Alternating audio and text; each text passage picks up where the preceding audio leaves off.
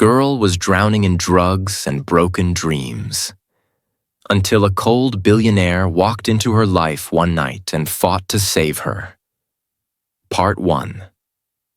Lagatha Graves was late for her own intervention. She stood outside the community center on 8th Street, staring at the weathered sign that read, New Beginnings Recovery Group, Tuesdays 7 p.m., and tried to remember why she'd agreed to come. Her hands shook. Not from withdrawal this time, just from the weight of disappointing one more person who still believed she could be saved. Her caseworker, Miss Pauline, had been relentless. Just one meeting, Lagatha. That's all I'm asking. One meeting, and if you hate it, I'll never mention it again. Lagatha had said yes because it was easier than saying no. Because Miss Pauline had kind eyes and a patient voice. And because at 26 years old, Lagatha was tired of being the reason kind people stopped believing in second chances. She pushed through the door at 7:14, 14 minutes late, and slipped into a metal folding chair at the back of the circle. 12 faces turned toward her, some curious, some knowing, all of them wearing variations of the same exhausted hope that probably showed on her own face. "Welcome," said the facilitator, a middle-aged woman with graying locks and a smile that had seen too much to be anything but genuine. "We're just doing introductions. Would you like to share your name?" "Lagatha." Her voice came out smaller than she intended. "Thank you for being here, Lagatha." The facilitator gestured to the man on Lagatha's left. "Please, continue." The sharing went around the circle. Names, stories, but the usual rhythms of addiction and recovery that Lagatha had heard 100 times in 100 different rooms just like this one. She tried to listen, tried to care, but her mind kept drifting to the small plastic bag hidden in her jacket pocket. Her insurance policy, the thing that would make tonight bearable if it became unbearable. She'd promised Miss Pauline she'd come clean, had flushed most of her stash down the toilet that morning in a moment of desperate optimism. But she'd kept one dose. Just one. Just in case. Just in case was the story of her life. "I'm Julian," said a voice that didn't match the room. Lagatha's attention snapped back to the circle. The man who'd spoken sat directly across from her, and he was so profoundly out of place that for a moment she wondered if she'd walked into the wrong meeting. And he wore a charcoal suit that probably cost more than her rent, if she'd had rent to pay. His dark brown hair was styled with the kind of precision that suggested expensive barbers and morning routines that didn't involve checking couch cushions for loose pills. He was white, angular, handsome in that severe way that came from good genetics and better self-discipline. And his eyes, dark and guarded and absolutely exhausted, were fixed on the cheap linoleum floor like he was confessing sins to it. "I'm here because..." He stopped, jaw tightening. "Because 3 months ago, my younger brother died of an overdose in my guest bathroom while I was in a business meeting 1 floor above him. And I didn't know. Didn't hear. I didn't have any idea he was struggling until I found him cold on the bathroom tile with a needle still in his arm." The room went very quiet. "So, I'm here," Julian continued, his voice carefully controlled. "Because I don't know how to live with that.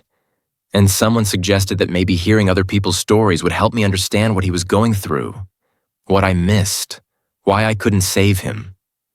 He looked up then, and his eyes found Lagatha's across the circle, just for a moment, just long enough for her to see the raw, bleeding grief behind his composure. Then he looked away, and the moment shattered. Lagatha's hand moved unconsciously to her jacket pocket, to the small bag hidden there, and felt shame burn through her chest like acid.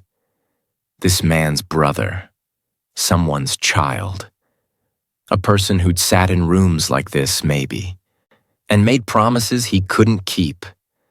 Who'd hidden doses just in case and told himself he'd quit tomorrow, next week, after this one last time. She pulled her hand away from her pocket like it had burned her. The meeting continued. More stories, more pain, more of the collective exhaustion that came from fighting a battle most people couldn't understand. Lagatha tried to focus, tried to absorb the usual platitudes about taking it one day at a time and being gentle with yourself and finding your reason to keep fighting. But all she could think about was the man across the circle who'd watched his brother die and blamed himself for not seeing the signs. All she could think about was the bag in her pocket and how easy it would be to become another Julian's brother. Another name in someone else's story about loss and missed opportunities, and if only I'd known. When the meeting ended, people clustered in small groups, exchanging phone numbers and promises to check in. Lagatha stood quickly, ready to escape into the night before anyone could try to save her with their hopeful eyes and gentle encouragement. She was halfway to the door when a voice stopped her. "Lagatha." She turned to find Julian standing a few feet away, hands in his pockets, looking uncertain in a way that seemed foreign to someone who wore $1,000 suits. "I'm sorry," he said. "I don't mean to intrude, but I saw you." He stopped, choosing his words carefully. "You looked like you were fighting something during the meeting. And I know it's not my place, but I wanted to say that if you need someone to talk to, someone who won't judge or try to fix you, I'm here." Lagatha stared at him. "You don't even know me." "No, but I knew my brother. And he had that same look sometimes, like he was drowning and trying very hard to convince everyone he was just swimming." Julian's voice was soft, devastatingly gentle. "I couldn't help him, but maybe I can help you. Or at least, be present. Listen, whatever you need." She should have said no. Should have walked away from this grief-stricken stranger who saw too much and cared too openly. But there was something in his eyes, a desperate kind of hope that looked like it was the only thing keeping him standing, that made her hesitate. "I was going to use tonight," she heard herself say. The confession fell out of her before she could stop it. "I have something in my pocket, and I was going to use it the second I got out of here. Because sitting in that room, hearing all those stories, it's too hard. Wanting to get better is too hard." Julian didn't flinch, didn't look disappointed or shocked or any of the things she'd expected. He just nodded slowly, like she'd confirmed something he'd already known. "Can I buy you coffee instead?" he asked. "What? Coffee or tea? Or just sit somewhere that's not here and not wherever you'd go to use?" He pulled his hands from his pockets, and she noticed they were shaking slightly. "I can't save you, Lagatha. I know that. But maybe for tonight, we can save each other from being alone with our worst thoughts." It was the shaking hands that decided her. And this man in his expensive suit with his raw grief and his desperate need to help someone because he couldn't help the person who mattered most. He was just as broken as she was, just wearing different armor. "Okay," she said quietly. "Coffee." Something that might have been relief crossed his face. "Thank you." They walked out into the cool October night, two strangers bound by addiction and loss and the fragile hope that maybe, just maybe, neither of them had to face the darkness alone tonight. Lagatha touched the bag in her pocket one last time, then made a decision that terrified her. She'd throw it away, not because she was strong or ready or believed in herself, but because the man walking beside her had lost his brother to the same poison she was carrying. And she wouldn't be the reason someone else learned what that grief tasted like. It wasn't recovery. It wasn't even hope, really. But it was something. And tonight, something was enough. The coffee shop was one of those 24-hour places that catered to insomniacs and third-shift workers. Bright fluorescent lights, cracked vinyl booths, and coffee that tasted like it had been sitting on the burner since yesterday. It was perfect precisely because it was imperfect. A place where neither of them had to pretend to be anything other than what they were. Julian slid into the booth across from Lagatha, 2 steaming mugs between them. He'd removed his suit jacket, loosened his tie, rolled up his sleeves. The transformation made him look more human, less like a billboard advertisement for success, and more like someone who was barely holding it together. "I don't usually do this," Lagatha said, wrapping her hands around the mug for warmth she didn't really need. "Do what?" "Talk to strangers, accept help, sit in coffee shops at 9 p.m. when I should be." She stopped, not sure how to finish that sentence. Should be what? Using, sleeping, pretending tomorrow would be different? When you should be taking care of yourself, Julian finished quietly. However that looks for you. She studied him over the rim of her mug. You're not what I expected. What did you expect? Someone angry. Someone who'd lecture me about wasting my life and disappointing people who love me. She took a sip of the terrible coffee. The usual things people say when they don't understand. My brother got plenty of those speeches. From me, mostly. Julian's jaw tightened. I thought if I just explained it the right way, made him see how much he was hurting himself and everyone around him, he'd stop. Like addiction was a choice he was making out of stubbornness instead of... He gestured vaguely. Whatever it actually is. A disease, Lagatha said. That's what they call it in the meetings. A disease of the brain, not a moral failing. Do you believe that? Some days. She met his eyes. Other days, I think I'm just weak. That if I wanted it badly enough, I could stop. That everyone who's given up on me was right to do it. Julian leaned forward, his expression intent. Tell me about them, the people who gave up. The question surprised her. Now, most people wanted to know about the drugs. When she started, what she used, how bad it had gotten. They wanted the dramatic story, the rock-bottom moment, the cautionary tale. But Julian was asking about something else entirely. My mom was first, Lagatha heard herself say. I was 19, still in community college. Started with pills after a car accident. Legitimate prescription at first. But then the prescription ran out and the pain didn't. Or maybe the pain was never physical to begin with. She stared into her coffee. My mom tried. She really did. Paid for rehab twice. Let me move back home 3 times. But eventually she had to choose between saving me and saving herself. She chose herself. That must have hurt. It did. Still does. Lagatha's throat tightened. But I understand it now. You can't set yourself on fire to keep someone else warm. That's what Miss Pauline says. She's my caseworker. One of the few people who hasn't given up yet. What about friends? A boyfriend? Lagatha laughed, but it came out bitter. Friends disappear fast when you're an addict. And relationships? She shook her head. I had someone once. Marcus. He was good, you know? Patient and kind and everything I didn't deserve. Lasted almost a year before he realized I loved getting high more than I loved him. Did you? I don't know. The honesty of it made her chest ache. Maybe I did. Or maybe I was just so scared of being loved that I sabotaged it before he could realize I wasn't worth the effort. Julian was quiet for a long moment, his fingers tracing patterns on the table.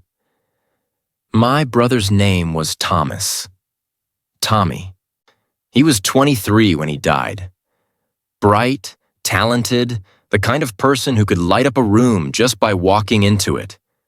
His voice went rough, and I was so busy building my company, making money, proving to our dead father that I could succeed where he'd failed, that I didn't notice Tommy was falling apart. What happened to him? Started in college, Adderall to study, then other things to manage the anxiety the Adderall caused. By the time I noticed, he was already in deep. Julian's hands fisted on the table. I did everything I thought I was supposed to do. Paid for the best rehab centers, the best therapists. Gave him a job at my company so he'd have structure and purpose. And he'd get better for a while. Stay clean for weeks or months. Then he'd relapse. And we'd start over. How many times? 7. 7 times I watched him get clean and fall back. And every time I thought, this is it. This is the time that sticks. He looked up at her, and the pain in his eyes was so raw it hurt to witness. The 7th time, he called me, said he needed help, that he was using again and he was scared. I was in a meeting, a stupid, pointless meeting about quarterly projections, and I told him I'd call him back in an hour. Lagatha's chest tightened, already knowing where this was going. By the time I got to him, he'd been dead for 40 minutes. Julian's voice cracked. 40 minutes. If I'd just left that meeting, if I'd prioritized him over profit margins and investor calls. You couldn't have known, Lagatha said quietly. Couldn't I? His laugh was harsh, self-directed. He called me crying, Lagatha, begging for help. And I put him on hold for a business meeting. You're not responsible for his choices. Everyone keeps saying that. My therapist, my friends, the grief counselor. He shook his head. But I was his older brother, his only family after our parents died. I was supposed to protect him, and I failed. Lagatha understood that guilt intimately, the weight of letting people down, of being the reason someone stopped believing in second chances. She'd carried it for so long it felt like part of her skeleton, structural and permanent. I'm sorry, she said. About Tommy, about you having to carry that. I'm sorry too. About your mom, about Marcus, about whatever brought you to that meeting tonight with drugs in your pocket and no hope in your eyes. They sat in silence, 2 broken people sharing terrible coffee and worse stories, and somehow it felt less lonely than either of them had been in months. Can I ask you something? Julian said finally. Sure. Why did you agree to come here with me? You don't know me. I could be anyone. Lagatha considered the question. Your hands were shaking, she said. When you asked me to get coffee, this man in his expensive suit, looking like he had his whole life together, and his hands were shaking like he was the one who needed saving. She met his eyes. I guess I wanted to not be the only broken person in the room for once. Something shifted in Julian's expression. Surprise, maybe, or recognition. I haven't told anyone about the shaking. My business partners think I'm handling it fine. My therapist thinks I'm making progress. But my hands shake every time I think about that phone call. Eyes about choosing a meeting over my brother's life. Grief does that, Lagatha said. Makes you shake in all the places no one else can see.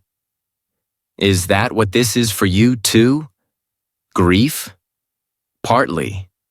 She turned her mug in slow circles. I'm grieving the person I could have been if I hadn't started using. The relationships I destroyed, the opportunities I wasted. The version of my life where I'm not 26 years old, unemployed, living in a women's shelter, and carrying emergency drugs in my pocket just to get through the day. What happened to the drugs? Julian asked carefully. Lagatha reached into her jacket pocket and pulled out the small plastic bag, setting it on the table between them. I haven't used them, but I haven't thrown them away either. Julian looked at the bag for a long moment. What would help? Right now, in this moment, what would make it easier to throw that away? I don't know. Maybe knowing that tomorrow won't be as hard as today, that I won't wake up in that shelter feeling like I'm suffocating under the weight of all my failures. She laughed bitterly. But that's not how it works, is it? Tomorrow will be exactly as hard, maybe harder. What if it wasn't? She looked up at him, confused. What? What if tomorrow was different, not perfect, not fixed, but different? Julian's expression was intent, focused. I have a proposition for you. I don't do propositions, Lagatha said flatly. If you're looking for... Not that kind of proposition. He held up his hands. I'm talking about a job, real work, real pay, helping me with something I can't do alone. You don't even know me, and I could be terrible at whatever you're offering. I run a venture capital firm. We invest in startups, help them grow, manage portfolios worth hundreds of millions. He said it matter-of-factly, without arrogance. But I've been distracted since Tommy died. Missing details, losing focus. I need someone to help me organize my life, sort through the backlog of emails, manage my calendar, handle the administrative work that's been piling up. You want to hire a drug addict as your assistant? Lagatha couldn't keep the disbelief out of her voice. I want to hire someone who needs a reason to stay clean, Julian corrected. Someone who understands what it's like to fight for every single day. And in exchange, you get steady pay, health insurance that includes therapy and treatment programs, and a reason to get up in the morning that's not just surviving. It sounded too good to be true, which meant it probably was.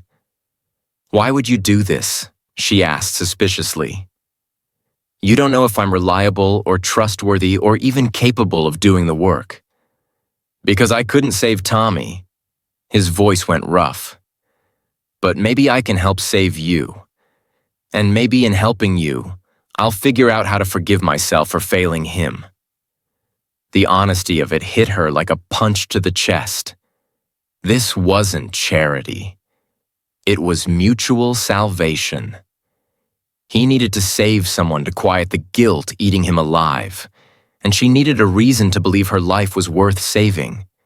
It was messy and complicated and possibly a terrible idea. But it was also the first real offer she'd had in years that didn't come with impossible conditions or hidden costs. I'll relapse, she said, needing him to understand the risk. Maybe not tomorrow or next week, but eventually. It's what I do. I get clean for a while, convince everyone I'm better, then I fall apart again. Then we'll deal with it when it happens, Julian said simply. I'm not asking you to be perfect, Lagatha. I'm asking you to try. One day at a time, just like they say in the meetings. She looked at the bag on the table, at this stranger offering her a lifeline she didn't deserve, at the choice sitting in front of her like a test she'd failed too many times before. Okay, she heard herself say. I'll try. Julian's smile was small but genuine, the first real warmth she'd seen from him all night. Thank you. Don't thank me yet. You might regret this. Maybe. He reached across the table, picked up the plastic bag, and then held it carefully. Can I throw this away for you? Lagatha's first instinct was to snatch it back, to keep her insurance policy safe, but she forced herself to nod instead. Julian walked to the trash can near the counter and dropped the bag in. When he returned to the table, his hands were still shaking, but his eyes held something that looked almost like hope. One day down, he said quietly. However many more to go.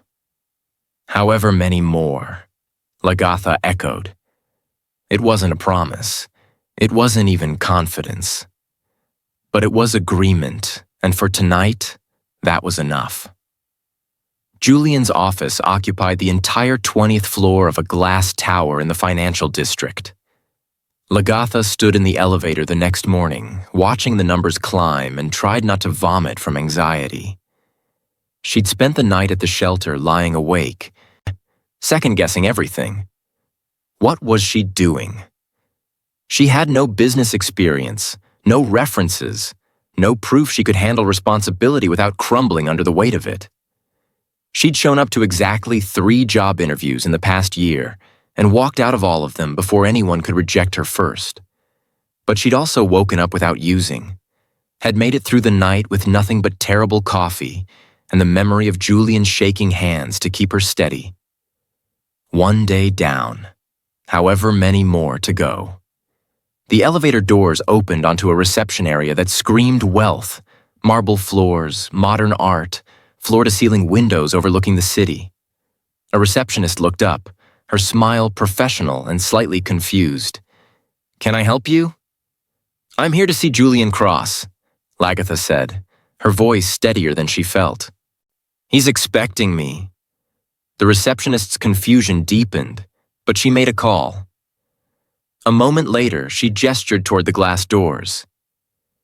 "Mr. Cross will meet you in his office. Straight back. Corner suite." Lagatha walked through the doors into an open workspace where people in expensive clothes moved with purpose and confidence. Every single one of them looked like they belonged here. Like they'd never spent a night in a shelter or thrown up from withdrawal or pawned their mother's jewelry for drug money. She'd never felt more out of place in her life. Julian's office was exactly what she'd expected. Massive windows, sleek furniture, the kind of space that announced success before anyone said a word. He stood at the windows when she entered, wearing a navy suit that probably cost more than she'd made in the past 2 years combined. "Lagatha." He turned, and relief flickered across his face. "You came. You thought I wouldn't?" "I thought you might." He gestured to a chair. "How was your night?" "Long, anxious. I almost left 3 times between the lobby and here." She sat, gripping the armrests to keep her hand steady. "Julian, I can't do this. I don't belong in a place like this." "Neither did I when I started." He sat in the chair beside hers instead of behind his desk. A deliberate choice that felt like he was trying to minimize the power differential.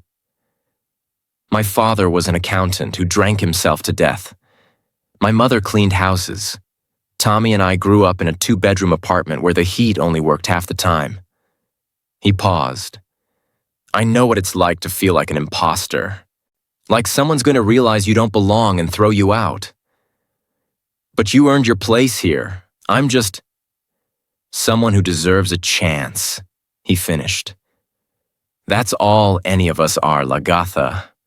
People who got opportunities and either took them or didn't." She wanted to believe him. Wanted to believe she was worth the investment he was making. But the voice in her head, the one that sounded like every person who'd given up on her, kept whispering that she'd fail, that this was just another setup for disappointment. "What do you need me to do?" she asked, instead of voicing any of that. Julian stood, moving to his desk. "Honestly, I need you to keep me functional. My assistant quit 2 weeks after Tommy died. Said I was too unpredictable, too difficult to work with. Since then, everything's been falling apart." He gestured to his desk, which was buried under papers, files, unopened mail. His computer screen showed 847 unread emails. "I need someone to organize this chaos, sort through emails, prioritize what's urgent, schedule meetings I've been avoiding, make sure I eat lunch and don't work until 2 a.m. He looked at her. "Basically, I need someone to keep me from self-destructing while I figure out how to function without my brother." The raw honesty of it made her chest tight. "That sounds less like an assistant and more like a life manager," Maybe it is. He moved back to stand in front of her. But here's the thing. I think we can help each other. You need structure, accountability, a reason to get up in the morning. I need someone who understands what it's like to barely hold it together. Who won't judge me on the days when I can't be the polished businessman everyone expects? You want me to manage your life while I can barely manage my own? I want us to manage our lives together. He said it simply, like it was obvious. Two broken people helping each other stay functional. That's the actual job, Lagatha. Everything else is just window dressing. It was insane. Codependent, probably. The kind of arrangement her therapist, if she'd had one, would have called unhealthy. But it was also honest in a way nothing in her life had been for years. "What's the pay?" she asked. Julian named a figure that made her jaw drop. That's too much. Way too much for administrative work. It's market rate for executive assistants in this city, plus a bit extra for putting up with me. His mouth quirked. And you'll be working hard. Lagatha, I'm not giving you charity. I'm giving you a job that will demand everything you have.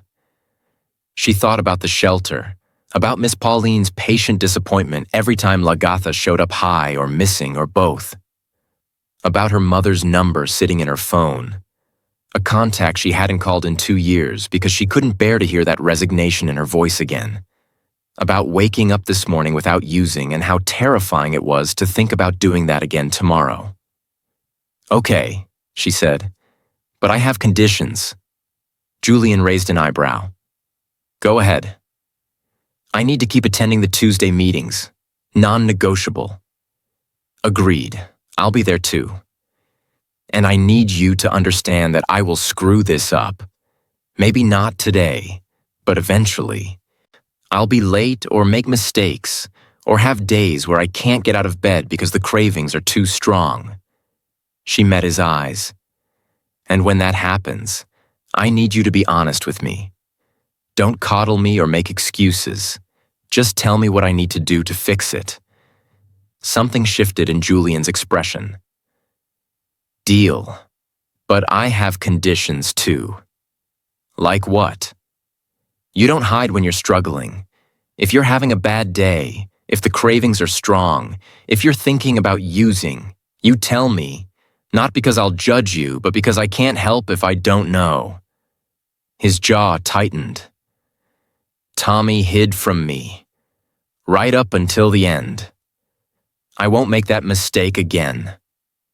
The weight of what he was asking settled between them. He wanted transparency, vulnerability, the kind of honesty that felt impossible on good days and excruciating on bad ones. But he was offering the same in return. Two people committing to not hide their worst selves from each other. "Okay," Lagatha said quietly. "No hiding." "No hiding," Julian echoed. They shook hands, formal, professional, sealing an arrangement that was anything but. The first week was brutal. Lagatha arrived at 7 every morning, still wearing clothes from the donation bin at the shelter because she couldn't afford anything better yet. Julian was always already there, having usually slept in his office rather than go home to the house where his brother had died. She organized his chaos. Sorted emails, scheduled meetings, fielded calls from investors who were getting nervous about Julian's distracted leadership. She learned his coffee order, figured out which calls he'd take and which ones he'd avoid, started recognizing the signs that he was spiraling, the way his jaw would tighten, how he'd stop making eye contact, the hours he'd go without speaking to anyone. And on her 3rd day, when she showed up 30 minutes late because she'd woken up with cravings so strong she'd almost not come at all, Julian had simply asked, "Bad morning?" "The worst," she'd admitted. "Do you need to talk about it or do you need to work?" "Work. I need to work." He'd nodded and handed her a stack of contracts to review, no judgment in his eyes. Just understanding. That became their rhythm. He didn't ask her to be perfect. She didn't expect him to have all the answers. They just showed up, day after day, and tried to keep each other functional. But on Friday of that first week, everything shifted. Lagatha was at Julian's desk, sorting through the mail she'd been ignoring, when she found an envelope addressed to Julian in handwriting she didn't recognize. She opened it without thinking. She'd been opening all his mail, and a photograph fell out. Julian and a younger man, both smiling, arms around each other. The resemblance was obvious, even though the younger man's face was softer, more open. Brothers, clearly. The photo was dated 3 years ago, written on the back in the same handwriting. Tommy and Julian, New Year's Eve. Best night ever. That was the last good memory I have of him.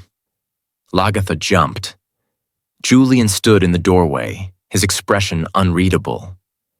"I'm sorry," she said quickly. "I didn't mean to. I was just opening the mail and it fell out." "It's fine." He crossed to the desk, picked up the photo carefully. "My aunt sent it. She's been going through old family albums, trying to preserve memories." His thumb traced over his brother's face. "I'd forgotten about this night. We'd gone to this terrible bar in Brooklyn, gotten drunk on cheap beer, and spent the whole night talking about the future. What we'd build together, the life we'd have." "He looks happy," Lagatha said quietly. He was, or at least, he seemed happy. Julian's voice went rough. "That's what I can't figure out. When did it stop being real?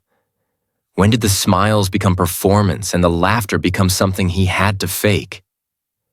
Lagatha understood that question intimately. She'd spent years performing normalcy, convincing people she was fine while quietly falling apart. "Maybe it was real and painful at the same time," she offered. Maybe he had good moments that were genuine even while he was struggling." Julian looked at her, something vulnerable in his eyes. "Is that how it is for you?" "Sometimes." She hesitated, then decided to offer the same honesty he'd given her. "Like right now. I'm having a good week. I'm showing up, doing the work, staying clean. But I'm also terrified every single moment that tomorrow will be the day I can't do it anymore. Both things are true at once." "Does it get easier?"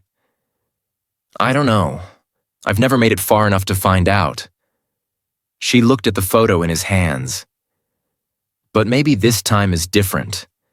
Maybe having someone who understands makes it possible to get further than I've gotten before." Julian was quiet for a long moment. Then he did something unexpected. He pulled out his phone and took a photo of the picture in his hands. "What are you doing?" Lagatha asked. "Saving it." He looked up at her. "You said I need to eat lunch and not work until 2 a.m. Well, you need reminders too, of why you're doing this, what you're fighting for." "I'm fighting for a paycheck and health insurance," she said, trying to make it light. "No." His eyes were intense, certain. "You're fighting because somewhere inside you, there's still a person who wants to live, who deserves to live. And I'm going to remind you of that every day until you believe it yourself." The words hit her like a physical thing, breaking open something in her chest she'd kept carefully locked. "Julian, I know it's too much too soon. I know we barely know each other." He set the photo down carefully. "But Lagatha, I look at you and I see my brother. Not because you're the same, but because I recognize that fight you're in, that battle between wanting to live and wanting to give up. And this time, I'm not going to pretend I don't see it. I'm not going to wait for you to ask for help. I'm just going to be here every day, fighting alongside you whether you want me to or not." Lagatha felt tears prick her eyes. "Why?" "Because I couldn't save Tommy, but maybe I can save you, And maybe you can save me from drowning in guilt and grief and all the ways I failed him." His voice cracked. "We're trapped in this together now, Lagatha, for better or worse. So we might as well make it mean something." It should have felt like pressure, like he was putting too much weight on her shoulders, asking her to carry his grief on top of her own struggles. But instead, it felt like partnership, and like someone finally seeing her as worth the effort of saving. "Okay," she whispered. "We'll save each other." Julian's smile was small but genuine. "Deal." 3 weeks into the job, Lagatha realized she was starting to look forward to Tuesdays. Not because of the recovery meetings, though those were becoming less terrifying and more familiar, but because of the ritual she and Julian had developed afterward. Coffee at the terrible diner, talking until the servers started giving them pointed looks, then walking back through the city streets while the night cooled around them. It was the only time either of them seemed to breathe properly. "You're doing it again," Julian said on the 4th Tuesday as they settled into their usual booth. Doing what?" "That thing where you check your phone every 30 seconds like you're expecting bad news." He flagged down the server for their usual order. 2 coffees, black, terrible. "What's going on?" Lagatha set her phone face down on the table. "Miss Pauline called. She found me a spot in a subsidized apartment program. I could move out of the shelter next week." "That's incredible." Julian's face lit up. "Why do you look terrified?" "Because it's real.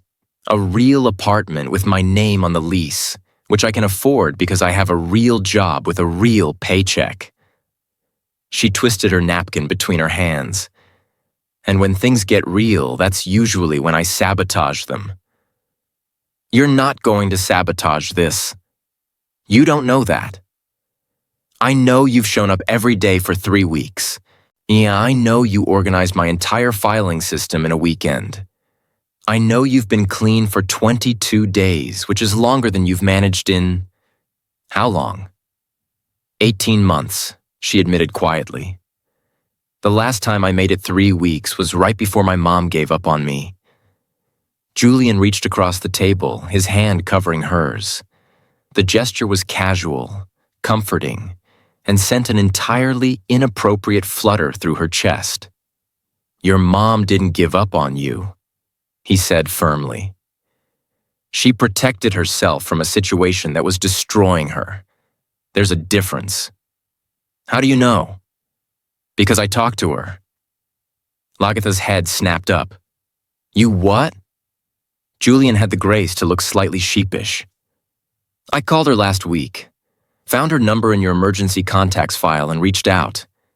I told her you were working for me, that you were doing well, that she should know her daughter was fighting hard to get better." "You had no right..." Lagatha pulled her hand away, anger and panic warring in her chest. "I know, and I'm sorry for overstepping. But Lagatha," she cried. His voice softened. "She cried and said she'd been praying for you every single day, that she loved you but couldn't watch you destroy yourself anymore, and that if you were really getting better, she wanted to know, wanted to be part of your life again if you'd let her." The tears came before Lagatha could stop them. "She said that?" "She did, and she asked if you'd be willing to call her, when you're ready. No pressure, no expectations, just if you're ready." Lagatha covered her face with her hands, overwhelmed by the cascade of emotions: hope, fear, longing, terror. Julian moved to sit beside her in the booth, his arm coming around her shoulders in a gesture that was becoming familiar. "I'm scared," she whispered against his shoulder. "I know. What if I disappoint her again? What if you don't?" He pulled back enough to look at her. "Lagatha, you're allowed to have hope. You're allowed to believe good things might happen. Hope hurts more when you lose it. Maybe, but having it at all, That's the bravest thing you can do." She looked at him. This man who'd become so important to her life so quickly it should have terrified her. Who showed up at the office before she did and stayed until she left? Who remembered how she took her coffee and when she needed space versus when she needed company? Who looked at her like she was worth saving even on the days she couldn't believe it herself? "Look, you're staring," Julian said, a slight smile on his lips. "You're annoyingly perceptive. Part of my charm." He shifted, creating a bit of distance but not removing his arm entirely. "What are you thinking?" "That you make me feel safe in a way I've never felt before. That I look forward to seeing you more than I should. That somewhere in the past 3 weeks, you stopped being my boss and became something else I don't have a name for." But she couldn't say any of that. So instead, she said, "I'm thinking I should call my mom, tomorrow, when I'm feeling brave." "You're brave right now. Then maybe the day after tomorrow." She managed a small smile. "Baby steps, right?" "Baby steps," he agreed. The apartment was tiny, a studio with a kitchenette, a bathroom that had seen better days, and windows that overlooked a parking lot. It was the most beautiful thing Lagatha had ever seen. Julian helped her move in on a Saturday, carrying the few belongings she'd accumulated: clothes from the donation bin, toiletries, a laptop he'd bought her for work. It took one trip. Everything she owned fit in the trunk of his car. "This is pathetic," she said, looking at her sparse furnishings. "This is a start." Julian set down the box he'd been carrying. "Besides, I have a couch in storage that you're welcome to, and a coffee table. Maybe some dishes." "You have furniture in storage?" "From when Tommy lived with me." His voice went tight. "I couldn't keep it in the house after he died, but I couldn't throw it away either. It's just been sitting in a storage unit, waiting for someone who could use it." Lagatha understood what he was offering. Not charity, but a way to keep his brother's memory alive while helping her build a life. "I'd like that," she said quietly. "Thank you." They spent the afternoon making the apartment livable. Julian hung curtains while Lagatha organized the kitchenette. They assembled a bookshelf together, arguing good-naturedly about the instructions and whether they actually needed the extra screws, or if those were just backup. "You're terrible at this," Lagatha said, watching him struggle with a shelf that clearly went upside down. "You're supposed to be helping, not critiquing." "I am helping. I'm preventing you from building a death trap." He threw a throw pillow at her. She threw it back. And suddenly they were laughing, really laughing, in a way that felt young and carefree and completely at odds with how broken they both were. When the laughter subsided, and they sat on the floor amid the assembly chaos, and something shifted in the air between them. "I like this," Julian said quietly. "Assembling furniture? Being with you, outside of work, just this." Lagatha's heart did something complicated in her chest. "Julian, I know we can't." He said it quickly, like he needed to get ahead of whatever she was about to say. "I'm your boss. You're in recovery. This whole arrangement is already complicated enough without adding feelings to it." "Is that what this is? Feelings? I don't know." He looked at her, and the intensity in his dark eyes made her breath catch. "All I know is that I think about you constantly. Wonder if you're okay, if you ate lunch, if you're struggling. I look forward to Tuesdays because it means I get to really talk to you. And sitting here right now, I'm watching you build a life from nothing." He stopped, jaw tightening. "I'm saying too much." "No." Lagatha's voice came out rough. "You're saying exactly what I've been afraid to admit I was thinking." The confession hung between them, dangerous and electric. Julian shifted closer, his hand coming up to her face. "Tell me this is a terrible idea." "This is a terrible idea," she whispered. "Tell me we should keep this professional. We should keep this professional. Tell me you don't feel this too." She couldn't, because she did feel it.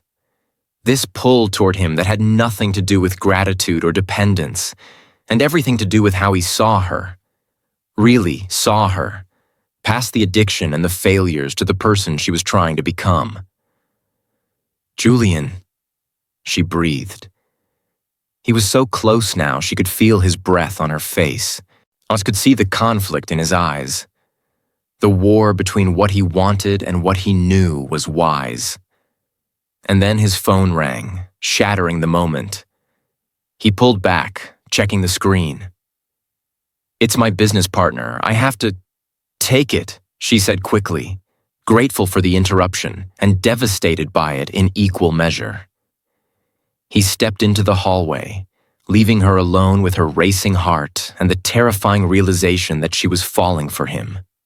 For Julian Cross, with his grief and his guilt and his fierce determination to save her even as he was drowning himself. It was a terrible idea, a recipe for disaster, the kind of thing that would end with both of them more broken than they started. But when he came back into the apartment, apologizing for the interruption and asking if she wanted to order pizza, she found herself saying yes. Because terrible idea or not, she wasn't ready to give this up.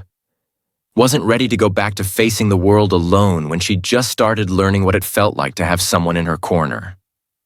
The 6th Tuesday after she'd started working for Julian, Lagatha showed up to the meeting and found him already there, looking more disheveled than usual. His tie was crooked, his hair mussed like he'd been running his hands through it, and there was a haunted look in his eyes that made her stomach drop. "What happened?" she asked, sliding into the chair beside him. "It's Tommy's birthday," he said quietly. He would have been 24 today. The facilitator started the meeting, but Lagatha barely heard it. She kept her hand on the armrest of Julian's chair, not quite touching him but close enough that he'd know she was there. When the meeting ended, he didn't move, just sat there staring at nothing while people filtered out around them. "Come on," Lagatha said, standing and offering her hand. "We're skipping the diner tonight." "Where are we going?" "You'll see." She drove them in his car. He was in no shape to drive. To a park she'd discovered during one of her sleepless nights when the apartment felt too quiet. It was small, tucked away, with a pond that reflected the city lights and benches that no one ever seemed to use. They sat on a bench overlooking the water, the October night cool enough that Lagatha wished she'd brought a heavier jacket. Julian noticed her shiver and immediately shrugged out of his suit jacket, draping it over her shoulders. It smelled like his cologne and something uniquely him, and she had to resist the urge to bury her face in it. "Tell me about him," she said quietly. "The real him, not the grief version. What was Tommy like?" Julian was quiet for so long she thought he wouldn't answer. Then he started talking, and once he started, he couldn't seem to stop. He told her about Tommy's terrible sense of direction, how he'd get lost going to places he'd been 100 times. About his love of terrible puns and worse jokes. How he could cook exactly one meal, spaghetti carbonara, and would make it every time Julian came over, like it was a 5-star dining experience. "He was supposed to work for me," Julian said, his voice thick. "Had this whole plan to help me expand the company, build something together. He had good instincts, could read people better than I ever could. Would have been an incredible partner if he'd just—" He stopped, the words breaking. "But if he'd just stayed alive," Lagatha finished gently. "Yeah." She took his hand, lacing their fingers together. The gesture was bold, crossing lines they'd been carefully avoiding, but she didn't care. He was hurting, and she knew what it was like to hurt alone. "I called my mom," she said into the silence. "Yesterday, we talked for 2 hours." Julian turned to look at her. "How was it?" "Hard, beautiful, painful." She smiled through the tears gathering in her eyes. "She said she's proud of me, that she knew I could do this if I found the right reason. And I told her about you, about the job, about finally having something worth staying clean for." "What did she say?" "She said she wanted to meet you, to thank you for believing in her daughter when she'd stopped believing herself." Julian's thumb traced circles on the back of her hand. "I'd like that." They sat in comfortable silence, hands linked, watching the water reflect the city lights. And Lagatha felt something shift inside her. A settling. A sense that maybe this wasn't just about survival anymore. Maybe it was about actually living. "Thank you," Julian said finally. "For what?" "For being here, for not letting me drown in this alone." "You did the same for me," she said simply. "That's the deal, remember? We save each other." "Best deal I ever made," he murmured. And when he looked at her, really looked at her, with everything he was feeling written plainly in his eyes, Lagatha knew with terrifying certainty that they'd crossed a line they couldn't uncross. This wasn't just partnership anymore. It wasn't just two broken people helping each other function. This was something else entirely. Something that felt dangerously close to falling in love. And the terrifying part was that she didn't want to stop it. Dearest viewers, if you're enjoying the story so far, let me know what you think in the comments, while we wait for part 2.